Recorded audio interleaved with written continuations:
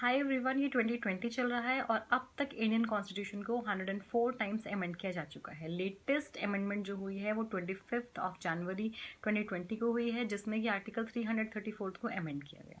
But आज हम उसके बारे में बात नहीं करने जा रहे हैं। हम बात करने जा रहे हैं कॉन्स्टिट्यूशन की फर्स्ट अमेंडमेंट के बारे में, जो कि 10 मई 1951 को हुई थी। और जब भी कॉन्स्टिट्यूशन को अमेंड किया जाता है तो वो ऐसे ही अमेंड नहीं हो जाता, उसके पीछे कुछ केसेस होते हैं, कुछ डिसीजंस होते हैं, जजमेंट्स होती हैं, कुछ आर्ग्यूमेंट्स होते हैं, बहुत सारी चीज़ें होती हैं। तो ऐसे ही एक केस के बारे में हम आज बात करने जा रहे हैं।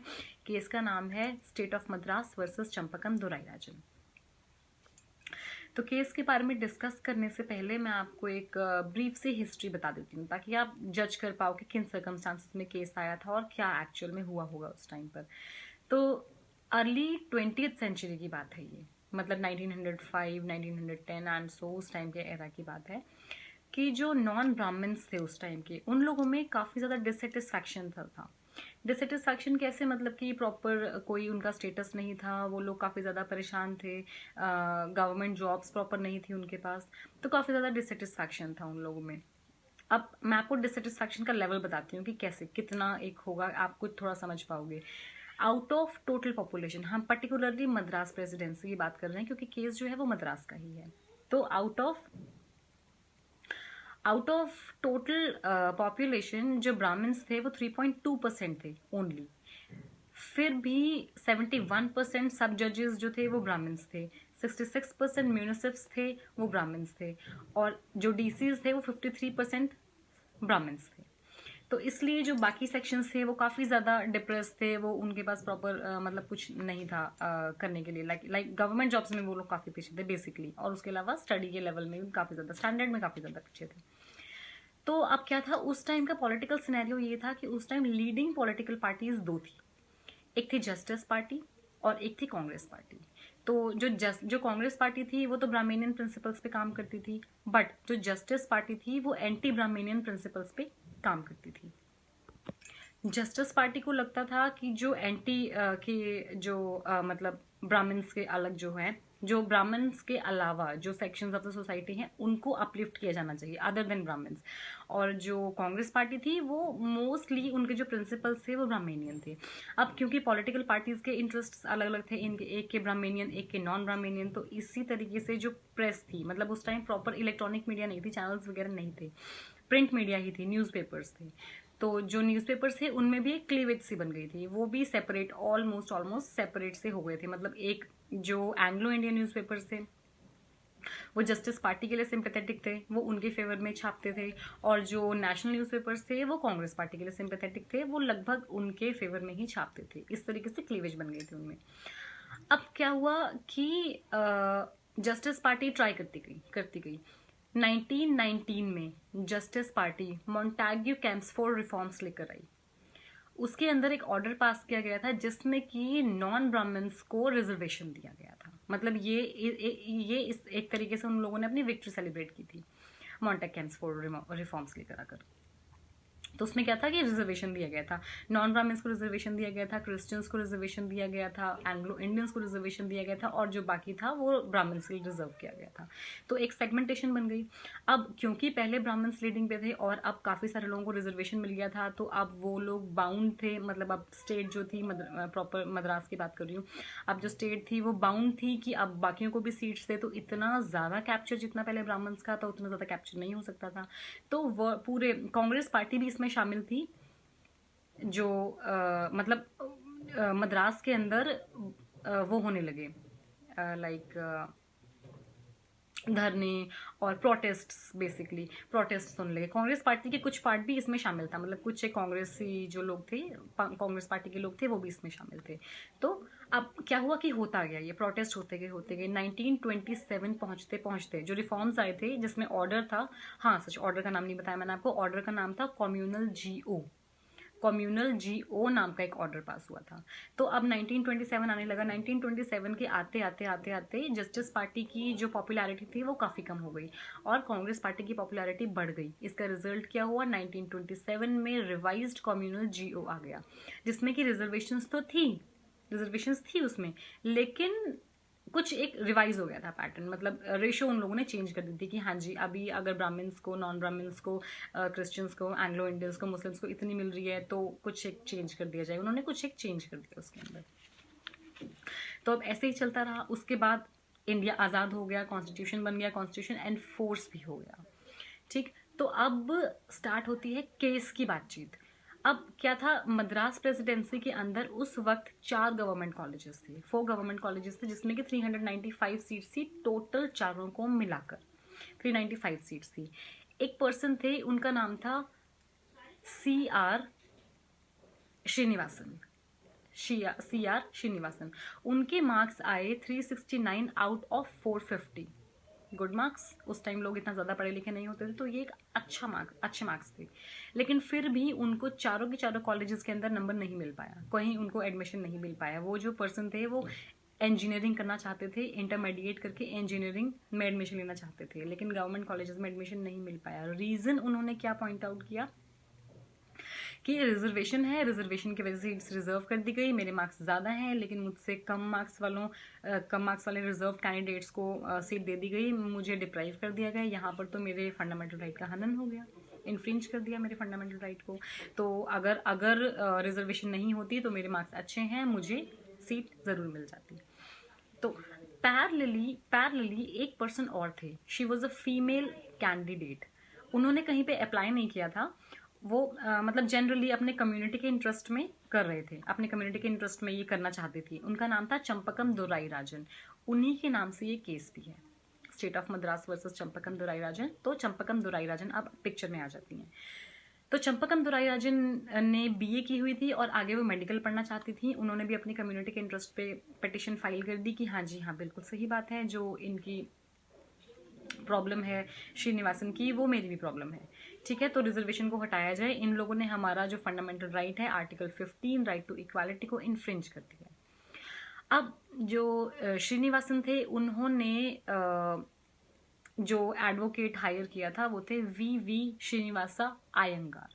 उस टाइम के बहुत ही ज़्यादा मतलब सेलिब्रेटेड लॉयर थे और अपने बार काउंसिल के, मद्रास बार काउंसिल के हेड थे वो, और बहुत ही ज़्यादा इंटेलिजेंट माने जाते हैं। और चंपकम दुराईराजन ने जिनको हायर किया उनका नाम था Alladi Krishna Swami Iyer. He was an advocate with distinction. वो बहुत ही ज़्यादा इंटेलिजेंट थे और वो former advocate general of India रह चुके थे उस टाइम पर जब उनको हायर किया गया। और ड्राफ्टिंग कमेटी के अंदर भी वो एक मेंबर थे जो कॉन्स्टिट्यूशन फ्रेम कर रहे थे, मतलब among the framers of the constitution भी वो एक पर्सन थे, आलाडी कृष्ण स्वामी अय्यर, वो भी ड्राफ्टिंग कमेटी के अंदर थे। उसके अलावा उस टाइम के जर्नलिस्ट, उस टाइम के डॉक्टर्स, उस टाइम के प्रोफेसर्स, जितने भी लोगों को उस टाइम सलाह चाहिए होती थी वो उनके पास जाया करते थे। तो he was considered as genius in legal. उन्होंने सिर्फ इंडियन कॉन्स्टिट्यूशन ही नहीं पढ़ रखा था, उन्होंने बहुत सारे मतलब इंटरनेशनल कॉन्स्टिट्यूशंस भी लाइक अदर कंट्रीज के कॉन्स्टिट्यूशंस भी पढ़े हुए थे, जैसे कि जिसमें कि अमेरिकन उन्होंने पढ़ा हुआ था, कैनेडियन पढ़ा हुआ था, बहुत सारे पढ़े हुए थे। तो ये बताने का रीज़न ये है कि वो बहुत ही इंटेलिजेंट थे।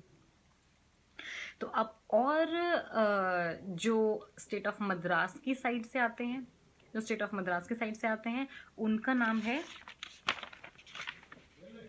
VK तिरुवेंकटाचारी। VK तिरुवेंकटाचारी जो थे वो उस time advocate general of India थे, मतलब जो आलाडी कृष्ण स्वामी अय्यर थे वो फॉर्मर थे, करेंटली जो उस पोस्ट पर काम कर रहे थे वो ये थे।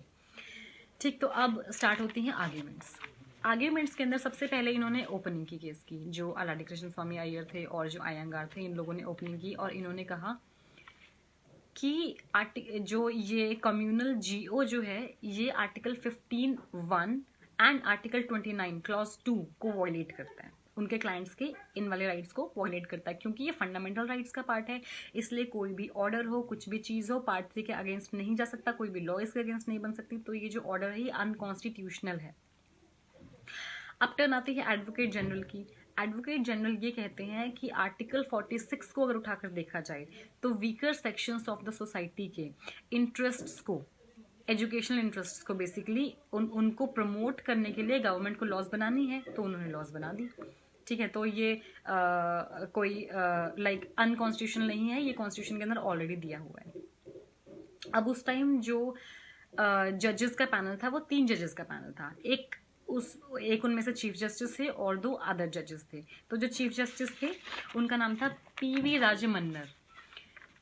उन्होंने कहा कि आर्टिकल 15(1) और आर्टिकल 29(2) ये दोनों के दोनों राइट टू इक्वालिटी में आते हैं। ठीक है, एक जो आता है 15(1) जो आता है वो राइट टू इक्वालिटी में आता है। उसके अंदर उन्होंने बताया हुआ है कि particularly race, religion, race, caste, sex and place of birth, इनके बेसिस पे डिस्क्रिमिनेशन नहीं किया जाना चाहिए। और जो सीट्स मिल रही हैं, जो रिजर्वेशन हुआ है, वो बेसिकली कास्ट के बेसिस पे हुआ है। तो इसलिए बिल्कुल ठीक बात है, ये फंडामेंटल राइट तो इन्फ्रिंज करता है, ये चीज़ गलत है। अगर उठाया जाए आर्टिकल 29(2) को एक्सक्यूज मी, अगर 29(2) को उठाया जाए तो उसके अंदर भी यही है कि religion, race, caste and language, इनके बेसिस पे आपको डिस्क्रिमिनेट नहीं करना है, और इनके बेसिस पे डिस्क्रिमिनेट कर दिया गया है तो ये भी वॉयलेट हो रहा है। तो ठीक बात है, जो ये है, जो कम्युनल जियो है, चाहे वो रिवाइज्ड है, वो इनके फंडामेंटल राइट्स को इन्फ्रिंज करता है। बिल्कुल सही बात है, इसको स्टक ऑफ कर देना चाहिए। दूसरे उस टाइम पे जो जज थे उनका नाम था जस्टिस विश्वनाथ शास्त्री। उन्होंने कहा कि ठीक है, कम्युनल जियो जो है वो आर्टिकल 15(1) को वॉयलेट करता है, नहीं होना चाहिए। तीसरे जो जज थे उनका नाम था सोमा सुंदरम। वो उन्होंने जो बात की, उन्होंने मतलब वो ऑलमोस्ट से अगेंस्ट थे, मतलब जो 2 जजेस ने जो बात बोली उनके ऑलमोस्ट से अगेंस्ट थे। उन्होंने सोमा सुंदरम ने ये कहा कि आर्टिकल 15(1) को अगर उठाया जाए तो उसके अंदर religion, race, caste, sex and place of birth के साथ ओनली शब्द का इस्तेमाल हुआ है। तो ये ओनली वर्ड जो है उसको उन्होंने इस तरीके से इंटरप्रेट किया कि अगर तो आप अकेले रिलीजन के बेसिस पे लाइक डिस्क्रिमिनेट करते हैं, या अकेले कास्ट के बेस पे करते हैं, या अकेले आप मतलब इन 5 ग्राउंड्स में से अगर अकेले इनके बेसिस पे अगर आप डिस्क्रिमिनेट करते हैं तो ये वॉयलेट होता है फंडामेंटल राइट। लेकिन अगर आप उन 2 में से कोई उठाते हैं, साथ में कुछ और सोशल कंडीशंस उठाते हैं, तो ये वॉयलेट नहीं होता है। तो उस टाइम पे ये आर्ग्यूमेंट बड़ी ऑड लगी कि ये क्या बात हुई, चाहे आप 2 को उठाओ चाहे 1 को उठाओ, डिस्क्रिमिनेशन तो डिस्क्रिमिनेशन है, डिस्क्रिमिनेशन हुआ है तो हुआ है। लेकिन वो इसी फेवर के थे कि नहीं, डिस्क्रिमिनेशन ओनली वर्ड को देखा जाना चाहिए। अगर अकेले के बेसिस पे डिस्क्रिमिनेट हो रहा है तो वो डिस्क्रिमिनेशन है, पर अगर 2 ग्राउंड्स को मिक्स कर दिया गया और साथ में सोशल कंडीशंस को ले लिया जाए तो ये डिस्क्रिमिनेशन नहीं है। बट फिर भी उन्होंने एक क्वाइट कंसेंट दे दिया कि चलो ठीक है, जस्टिस थे, उनको पता था कि हाँ जी इसका आगे अपील हो ही जाएगी, तो उन्होंने क्वाइट कंसेंट दे दिया। हाँ, बीच में चीफ जस्टिस ने एक बात और भी कही थी। चीफ जस्टिस ने ये कहा था कि जो फ्रेमर्स ऑफ द कॉन्स्टिट्यूशन है, फ्रेमर्स ऑफ द कॉन्स्टिट्यूशन ने आर्टिकल 16(4) के अंदर स्पेशल लॉज बनाई हैं कि आप स्पेशल रिजर्वेशंस कर सकते हैं, आप स्पेशल लॉज बना सकते हैं जो वीकर सेक्शंस हैं उनको अपलिफ्ट करने के लिए। लेकिन 15 के अंदर तो कोई ऐसा क्लॉज ही नहीं है, लेकिन और 29 क्लॉज 2 में भी ऐसा कोई क्लॉज नहीं है कि वो चाहते हो कि हाँ जी उन्होंने कहीं स्पेशल प्रोविजन डाल दी हो। अगर मेकर्स ऑफ द कॉन्स्टिट्यूशन कहीं पर 15 के अंदर या 29 के अंदर चाहते होते कि स्पेशल प्रोविजन बने तो वो उसके अंदर डाल देते, बट उन्होंने नहीं डाली है तो मतलब वो नहीं चाहते थे। तो मेरे ख्याल से ओनली को नहीं देखा जाना चाहिए। चलिए, अब केस जीत जाते हैं आयंगार साहब और अलाडी कृष्ण स्वामी अय्यर साहब, ये जीत जाते हैं केस। स्टेट ऑफ मद्रास के अगेंस्ट डिसीजन आ जाता है, और क्या होता है कि कम्युनल जियो को स्टक ऑफ कर दिया जाता है, अनकॉन्स्टिट्यूशनल करार दे दिया जाता है। अब दोबारा से मतलब इसको बहुत सारे लोगों ने बोला कि ये सही नहीं है। स्टेट ऑफ मद्रास ने आगे इसमें अपील फाइल कर दी। तो चलिए, अपील फाइल हो गई। ऑलमोस्ट था कि अपील में भी कुछ नहीं बनने वाला, जो कम्युनल जो है इसको स्टक डाउन किया ही जाएगा। इसलिए उस टाइम जो ड्राफ्टिंग कमेटी के हेड थे और ड्राफ्टिंग कॉन्स्टिट्यूशन फ्रेम हो जाने के बाद लॉ मिनिस्टर के पोस्ट पर थे बाबा साहेब, जिनका नाम है डॉक्टर भीमराव अंबेडकर। उन्होंने कहा कि अगर ऑन द टेबल ये चीज़ नहीं हो पाती तो ऑफ द टेबल हमारे पास और भी रेमेडीज है। इसका मतलब आप आगे जाके समझेंगे कि उन्होंने क्या बोला था। तो क्या हुआ कि स्टेट ऑफ मद्रास ने एक अपील फाइल कर दी। अपील के अंदर उस टाइम सुप्रीम कोर्ट की टोटल स्ट्रेंथ थी 8 जजेस और बेंच पर बैठे थे 7 जजेस। मतलब इतना ज़्यादा ये सेलिब्रेटेड केस था। मैं आपको उस टाइम के चीफ जस्टिस का नाम बताती हूँ, एच.जे. कानिया के साथ 6 जजेस और बैठे थे, मतलब टोटल 7 जजेस। टोटल स्ट्रेंथ आप देख रहे हैं कि केस का लेवल क्या है। टोटल 8 जजेस हैं सुप्रीम कोर्ट में और 7 जजेस बेंच पर हैं। उस टाइम भी डिसीजंस को उन्होंने अपहेल्ड किया कि हाँ जी ये बात ठीक है जो अटॉर्नी जनरल कह रहे हैं कि आर्टिकल 46 है, आर्टिकल 46 कहता है कि weaker sections of the society को अपलिफ्ट करना चाहिए, तो इसलिए उन्होंने ये कम्युनल जीओ ले आए। और मतलब उनका तर्क जो है वो बिल्कुल गलत है, क्योंकि जो कम्युनल जीओ आया था ये उस टाइम पर आया था जब ना तो आर्टिकल 15 था और ना ही आर्टिकल 46 था, तो आर्टिकल 46 की प्रोटेक्शन आप ले ही नहीं सकते। ठीक है, आर्टिकल 46 की प्रोटेक्शन आप नहीं ले सकते, लेकिन क्योंकि फंडामेंटल राइट्स के बारे में पार्ट 3 के बारे में ये कहा गया है कि इसके अगेंस्ट कोई लॉ नहीं बनेगी, इसके अगेंस्ट कोई भी डिसीजन नहीं आएगा, कुछ नहीं आएगा, इसलिए फंडामेंटल राइट्स को तो हम देखते हैं लेकिन प्रोटेक्शन आपको नहीं मिल सकती। और वैसे भी जो पार्ट 3 है वो एनफोर्सेबल इन द कोर्ट्स है और जो पार्ट 4 है वो एनफोर्सेबल इन द कोर्ट्स नहीं है। ठीक है, तो यहाँ पर भी सुप्रीम कोर्ट में भी डिसीजन को अपहेल्ड किया जाता है और उसको स्ट्रक डाउन प्रॉपरली, मतलब स्ट्रक डाउन कर दिया जाता है लाइक कि ये अनकॉन्स्टिट्यूशनल है, इसको आगे नहीं लेकर चला जा सकता।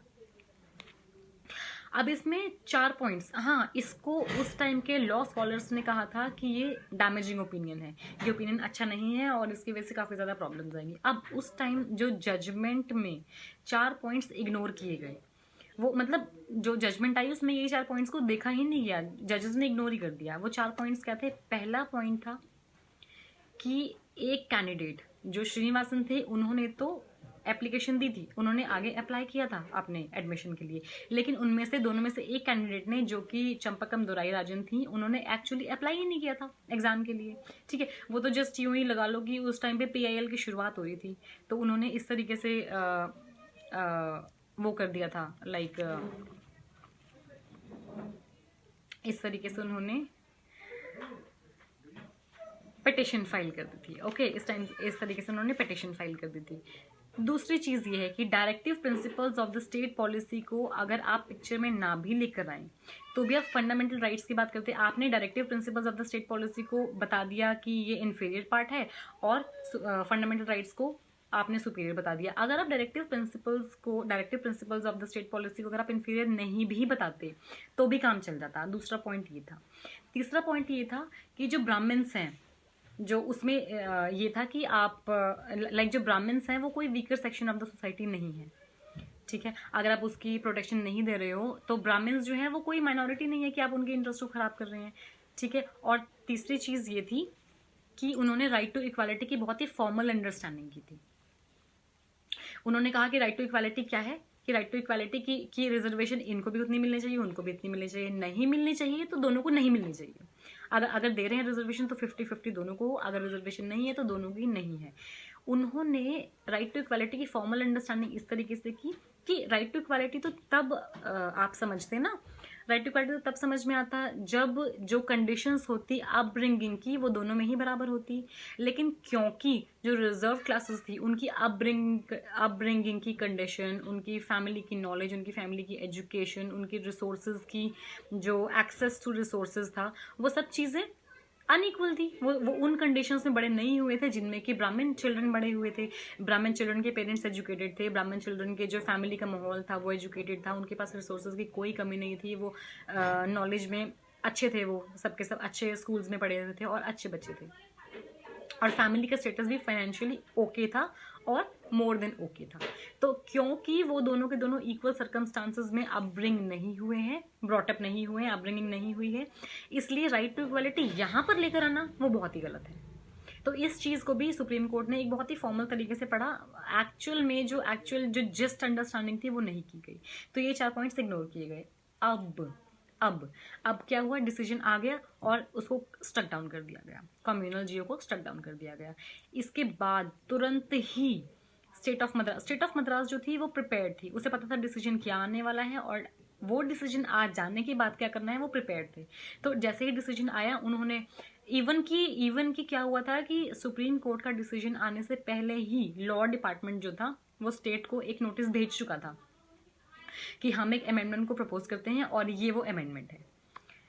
तो अब जैसे ही डिसीजन आता है, नोटिस तो पहले ही भेज चुके थे वो, उन्होंने फटाफट क्या किया, एक अमेंडमेंट बनाई, मतलब एक क्लॉज 15 के अंदर एक अमेंडमेंट डाली और वर्ड्स क्या थे,